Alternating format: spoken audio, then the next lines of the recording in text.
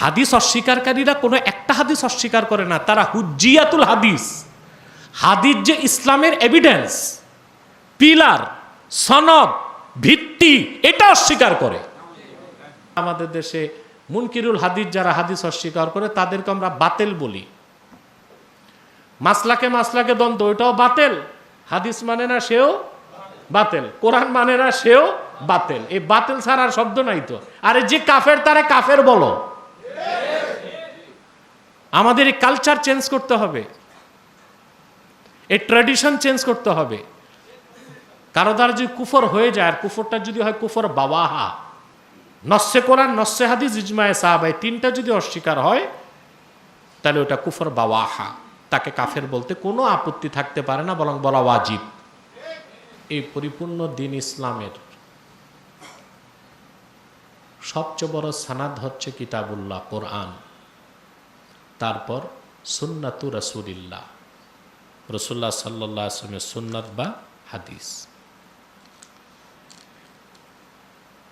হাদিসকে হাদিস কেন বলা হয়? হাদিসের একটা অর্থ কথা, মূলত এটা জিদ্দুল কদিম। আল্লাহর কোরআন হচ্ছে কদিম, কালামুল্লাহিল কদিম। সেই দৃষ্টিকোণ থেকে রাসূলুল্লাহর কথা, কাজ, আফআলে মুবারাকা, সেটাকে বলা হয়েছে হাদিস।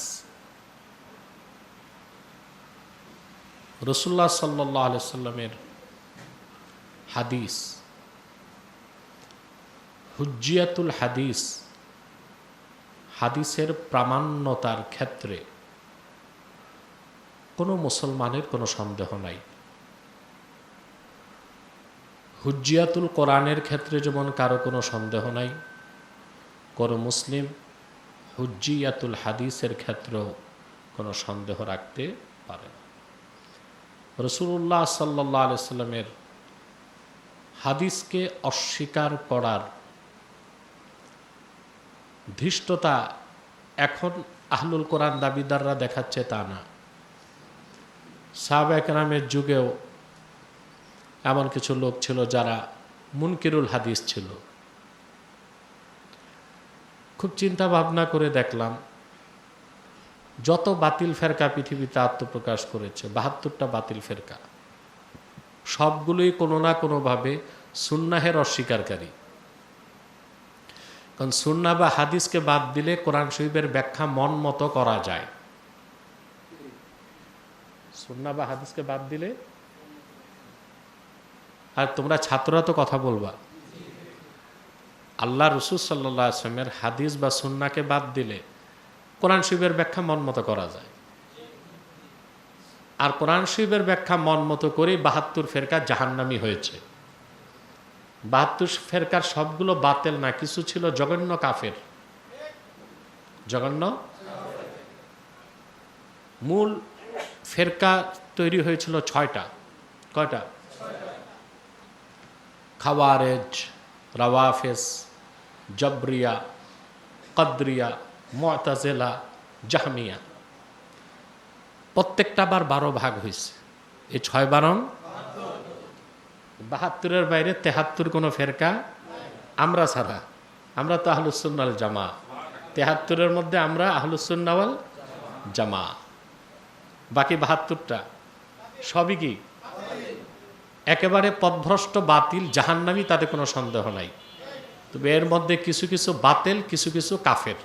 ৭২ ফেরকাই হাদিসের অস্বীকারী। কারণ হাদিস বা সুন্নাহকে মানলে কোরআন শরীফের অপব্যাখ্যার কোনো সুযোগ আর থাকে না। কত মারাত্মক ধোঁকাবাজি যখন বলা হয় কোরআন ছাড়া অন্য কিছু মানি না, মানব না। এই স্লোগানে মেসেজ দেওয়া হচ্ছে হাদিস মানি,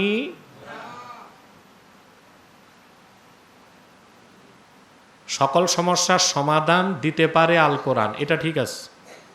কারণ ওখানে ব্যাখ্যার সুযোগ আছে যে কোরআন থেকে সমাধান নিব হাদিস দিয়ে।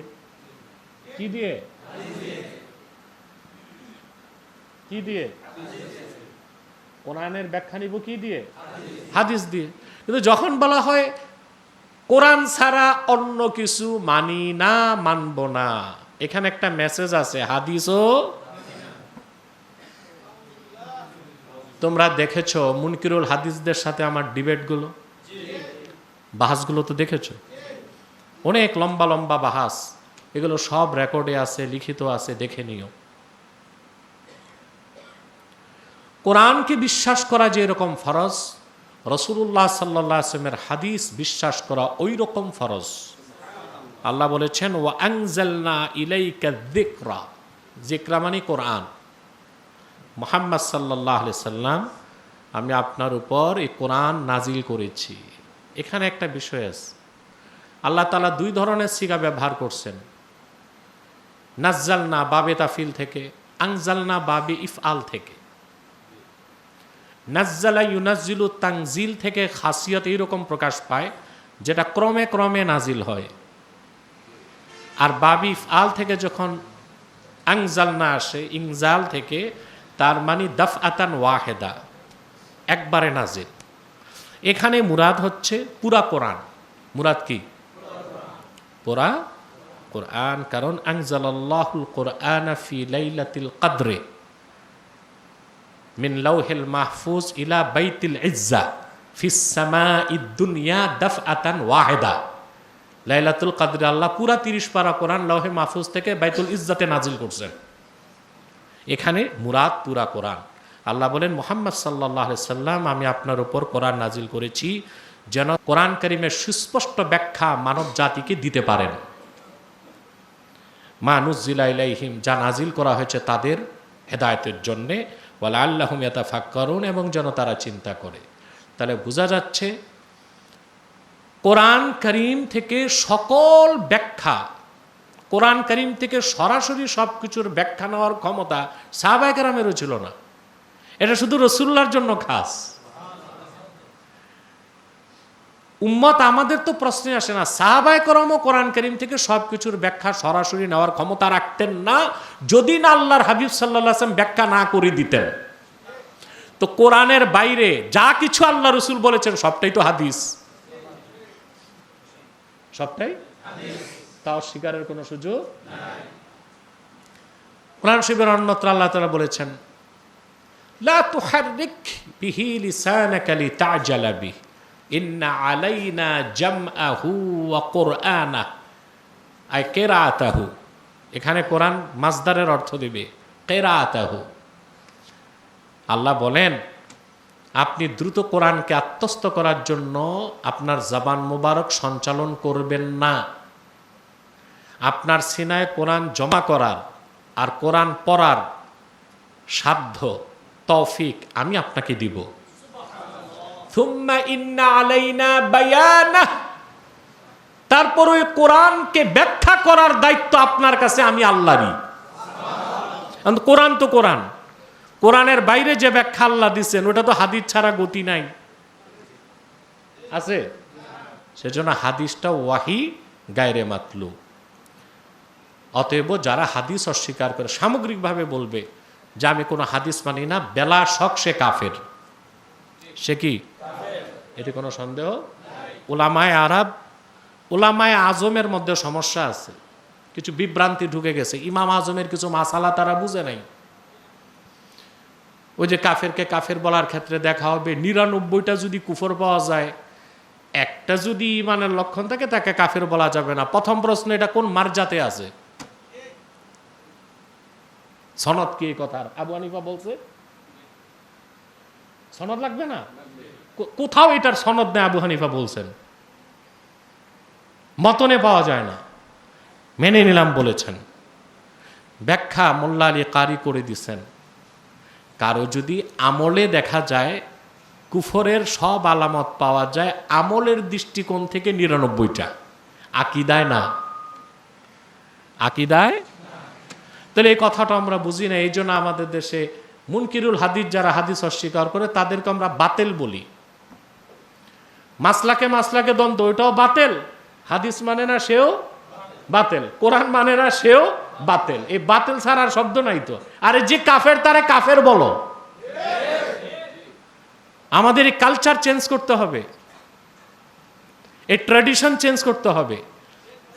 কারো দ্বারা যদি কুফর হয়ে যায়, আর কুফরটা যদি হয় কুফর বাওয়াহা, কি কুফর বাওয়াহা, সুস্পষ্ট কুফর, নস্যে কোরআন নস্যে হাদিসের অস্বীকার, ইজমায়ে সাহাবা ইজমায়ে উম্মতের অস্বীকার, নস্যে কোরআন নস্যে হাদিস ইজমায়ে সাহাবা, এই তিনটা যদি অস্বীকার হয় তাহলে ওটা কুফর বাওয়াহা, তাকে কাফের বলতে কোনো আপত্তি থাকতে পারে না, বরং বলা ওয়াজিব।